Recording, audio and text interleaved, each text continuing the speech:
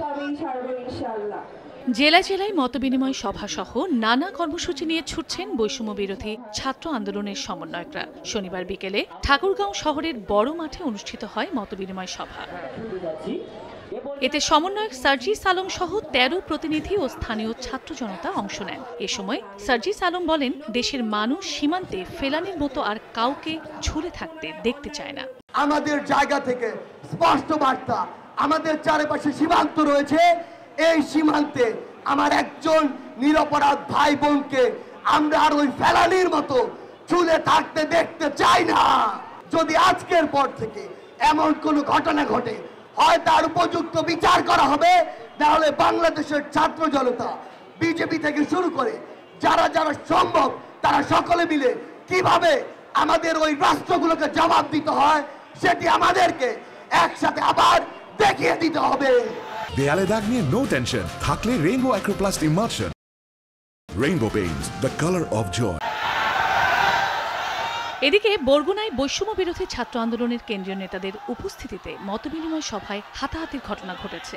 সকালে জেলা শিল্পকলা একাডেমিতে মতবিনিময় সভায় সমন্বয়ক দাবি করা মীর নিলয়কে ছাত্রলীগের দোসর আখ্যা দেন রেজাউল করিম গ্রুপের ছাত্ররা। উত্তেজনার এক পর্যায়ে হাতাহাতিতে স্থগিত হয়ে যায় মতবিনিময় সভা। পরে পুলিশ ও নৌবাহিনীর সদস্যরা আধা ঘন্টার চেষ্টায় পরিস্থিতি শান্ত করেন। সুষ্ঠুভাবে চলতেছিল সমাবেশ, চলার পর ছাত্রলীগের গুন্ডা মীর নিলয় সে অতর্কিতভাবে তার সঙ্গপাঙ্গ নিয়ে সাধারণ শিক্ষার্থীর উপর হামলা করে। মীর নিলয় এটা ভুয়া সমন্বয়ক, এরা প্রথম থেকে এদের কোনো আন্দোলন আমরা দেখতে পাইনি।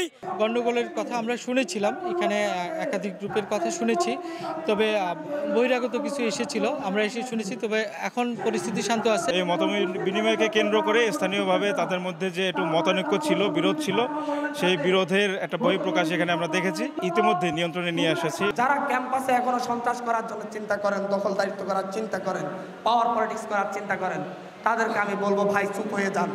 বৈষম্য বিরোধী ছাত্র আন্দোলনে নওগাঁয় নিহত ও আহতদের পরিবারের সঙ্গে মতবিনিময় করেছেন কেন্দ্রীয় সমন্বয়করা। দুপুরে নওগাঁ সদর উপজেলা হলরুমে মতবিনিময় করেন ৩ জন কেন্দ্রীয় সমন্বয়ক নাহিন সরকার, সুরাতুল আইন কানিজ ও ফয়সাল মেহেদি। এ সময় হতাহতদের পরিবারের সঙ্গে কথা বলেন তারা। আহতদের সুচিকিৎসা ও নিহতদের পরিবারের পাশে থাকার প্রত্যয় জানান সমন্বয়করা। ছাত্র জনতার অভ্যুত্থানে শহীদ ও আহতদের তালিকা যাচাই বাছাই নিয়ে চট্টগ্রামে সভা অনুষ্ঠিত হয়েছে। সকালে চট্টগ্রামের সার্কিট হাউসের সমন্বয়ক ও জেলা প্রশাসকের সঙ্গে এ সভা অনুষ্ঠিত হয়। এ সময় চট্টগ্রামের ৫ জন শহীদ সহ আহতদের একটি খসড়া তালিকা করা হয়। চন্দ্রা বিশ্বাস, ববি, সময় সংবাদ।